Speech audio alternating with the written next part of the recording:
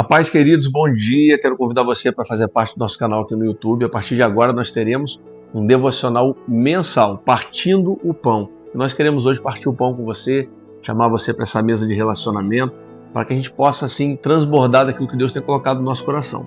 E hoje eu quero falar com você sobre paternidade como fundamento. E essa paternidade de Deus, ela vai se revelar por toda a Escritura. Você vai perceber na Antiga Aliança um Deus que aponta para a vida de um filho, e na Nova Aliança um filho que aponta para o pai.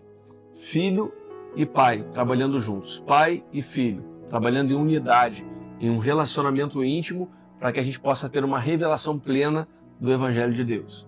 E por que nós temos que falar sobre a paternidade de Deus como fundamento? Porque fundamento é tudo aquilo que sustenta uma construção. Se você não tiver a paternidade de Deus como fundamento da sua vida, todo o restante da construção relacional que você vai ter com o Evangelho pode estar equivocado. Vou compartilhar com você dois textos extraordinários, Gênesis capítulo 9 e Gênesis capítulo 12.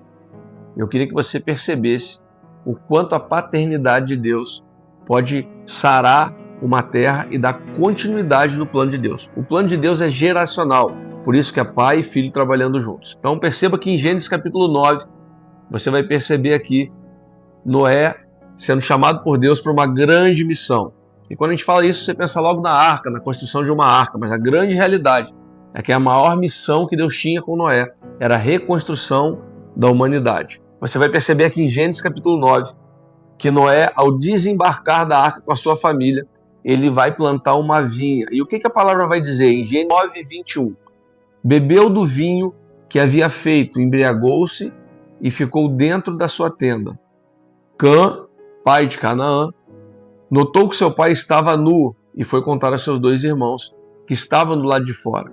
Então, Sem e Jafé tomaram sua capa, levaram-na sobre os próprios ombros e andando de costas para não verem a nudez de seu pai, o cobriram. Quando Noé acordou da sua embriaguez, soube que Cã, seu filho mais jovem, havia feito.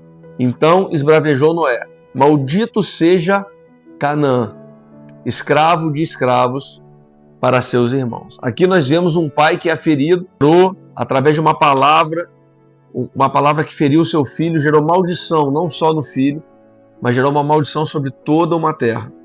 Uma paternidade que deveria abençoar e dar continuidade geracional, mas que acabou por amaldiçoar o filho e amaldiçoar uma terra. Pois bem, se você for para Gênesis capítulo 12, você vai ver Deus retomando o seu plano de restauração através da paternidade na vida de Abraão. Gênesis 12 diz assim: então o Senhor veio a Abraão e lhe ordenou: sai da tua terra, da tua parentela e da casa de teu pai, e dirige-te até a terra que indicarei. Eis que farei de ti um grande povo, eu te abençoarei, engrandecerei teu nome, e tu serás uma bênção.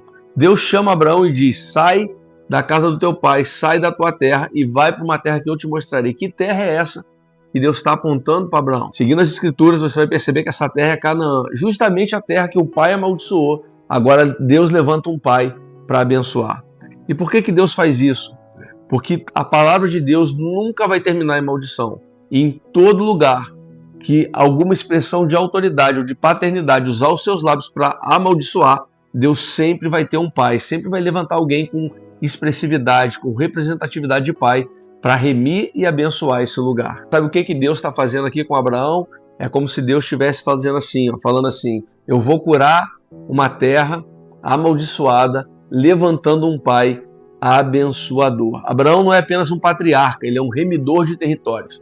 Deus está levantando pais nessa geração para remir não só o coração dos filhos, mas os territórios onde Deus estabeleceu o seu plano. E você vai perceber algo extraordinário que Deus faz através da vida de Abraão. Ele chega num lugar onde a maldição dominava.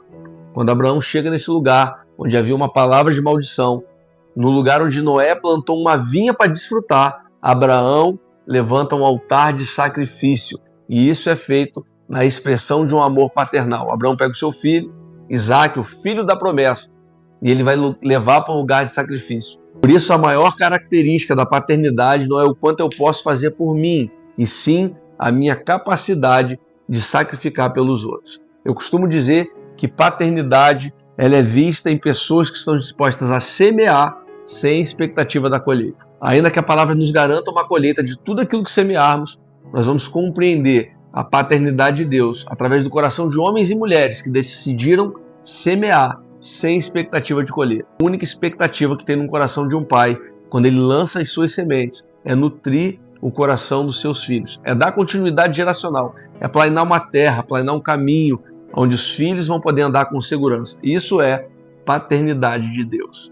Por isso nunca foi tão necessário a revelação da paternidade de Deus como fundamento na minha vida e na sua vida, porque Deus sempre vai levantar um pai para curar o solo onde os filhos foram feridos. Nós não podemos caminhar com Deus sem olhar para Deus como pai. Durante muito tempo, Deus foi apresentado como uma divindade poderosa. E isso é uma verdade. Deus tem poder para fazer todas as coisas. Mas quando você parte de um princípio de uma divindade poderosa, a tendência que tem no nosso coração é buscar aquilo que Ele pode fazer por mim. Quando a paternidade de Deus, na verdade, vai nos ensinar aquilo que nós podemos fazer pelos outros.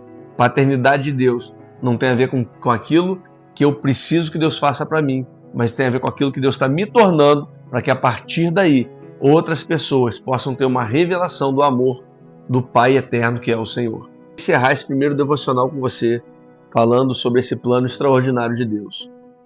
O plano de Deus nunca foi apenas abençoar um homem. O que Deus fez com Abraão não foi apenas abençoar um homem. Essa paternidade, essa expressão, essa representatividade de paternidade de Deus, na verdade, era para curar uma terra e dar continuidade geracional. Porque um pai alinhado se torna um portal de promessas. Um pai restaurado se torna uma resposta para todos aqueles que estão feridos. Por isso eu quero encerrar chamando você para conhecer esse lugar de paternidade de Deus. Que você não veja mais Deus apenas como uma divindade poderosa que se expressa através de uma liturgia.